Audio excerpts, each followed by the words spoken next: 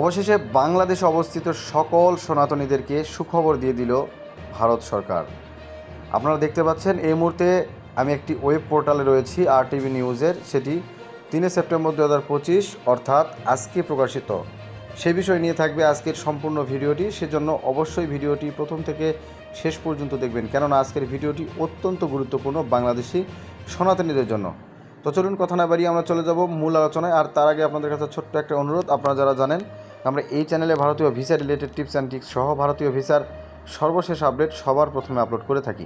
সেজন্য অবশ্যই আমাদের চ্যানেলটিকে সাবস্ক্রাইব করবেন এবং পাশে থাকা বেল আইকনটি অলে ক্লিক করে রাখবেন প্রত্যেকটি ভিডিওর নোটিফিকেশান সবার আগে পাওয়ার জন্য। তো চলুন কথা না বাড়িয়ে আমরা চলে যাব মূল আলোচনায়।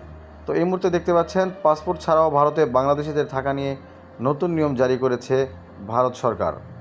তারা বলছে যে বাংলাদেশে ধর্মীয় নিপীড়ন থেকে বাঁচতে পাসপোর্ট কিংবা অন্যান্য ভ্রমণ নথিপত্র ছাড়াই ভারতে যাওয়া সংখ্যালঘু সম্প্রদায়ের সদস্যরা দেশটিতে অতিরিক্ত সময়ের জন্য অবস্থান করতে পারবেন। শুধু বাংলাদেশ নয়, পাকিস্তান ও আফগানিস্তান থেকে ভারতে প্রবেশ করা ব্যক্তিরাও এই সুবিধা ভোগ করতে পারেন। তবে সোমবার 1 সেপ্টেম্বর থেকে কার্যকর হয় এই আইনটি। ভারতের ইমিগ্রেশন অ্যান্ড ফরেনার্স অ্যাক্ট 2025-এর আওতায় এই সংখ্যালঘুরা কোনো ধরনের শাস্তির মুখোমুখি হবেন না বলে দেশটির স্বরাষ্ট্র মন্ত্রণালয় জানিয়েছেন। স্বরাষ্ট্র মন্ত্রণালয়ের আদেশে বলা হয়েছে, আফগানিস্তান, বাংলাদেশ ও পাকিস্তানের সংখ্যালঘু সম্প্রদায়ভুক্ত কোনো ব্যক্তি হিন্দু, শিখ, বৌদ্ধ, জৈন, পার্সি ও খ্রিস্টান যারা ধর্মীয় নিপীড়ন অথবা নিপীড়নের আশঙ্কায় প্রবেশ করেছেন ভারতে এবং তারা ভারতে আশ্রয় নিয়েছেন এবং 31 ডিসেম্বর 2024-এর আগে প্রবেশ করেছেন, তারা বৈধ ভ্রমণ নথি ছাড়াই ভারতে থাকতে পারবেন। বৈধ পাসপোর্ট বা নথি নিয়ে যারা এসেছিলেন কিন্তু যার মেয়াদ শেষ হয়ে গেছে তারাও এই নিয়মের বাইরে থাকবেন।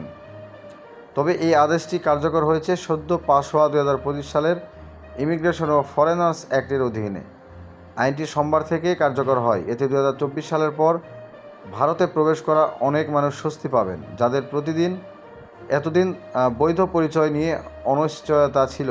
এর আগে নাগরিকত্ব সংশোধন আইন বা CAA অনুযায়ী বাংলাদেশের, পাকিস্তান ও আফগানিস্তান থেকে ধর্মীয় নিপীড়নের শিকার হয়ে আসা সংখ্যালঘুরা যারা 2014 সালের 31 ডিসেম্বর বা তার আগে ভারতে প্রবেশ করেছেন তারা ভারতীয় নাগরিকত্ব পাওয়ার যোগ্য ছিল।